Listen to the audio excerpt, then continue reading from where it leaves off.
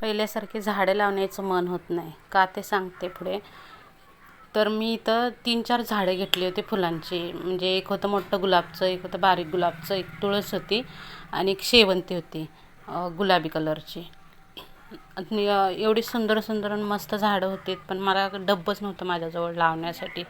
तर मी काय जुगाड केलं की तेलाचे डब्बं असतात का नाही, ते तेलाचे डब्बं कापलं अर्धं केलं आणि ते मस्त कापून धुवून त्याच्यामध्ये माती आणली, माती टाकली आणि त्याची झाडं लावली. आणि दिसताना पण एवढी ते सुंदर मस्त दिसत होती की छोटे छोटे अर्धे एका डब्याचे अर्धे 2 डबे केले आणि ते लावलेत.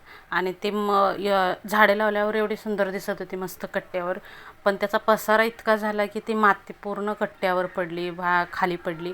मग ती साफ करण्यामध्ये मला 1-2 तास गेले. ते धुवून काढलं, साफ करून, झाडून पूर्ण. आणि झाडं लावण्याचं एवढं मन होत नाही, कारण की पहिली माझी झाडं होती 3-4 गुलाबाची मोठी मोठी. ती झाडं पूर्ण माझी मरून गेली आणि आळ्याने खाल्ली. त्याच्यामुळे झाडं लावायचं मन होत नाही ना. असं घरात नसलं तर कोणीही लहान मुलं तोडतात. आणि इथंच माझं संपलं झाडं लावून. मग संध्याकाळी चहा केली, चहा घेतली.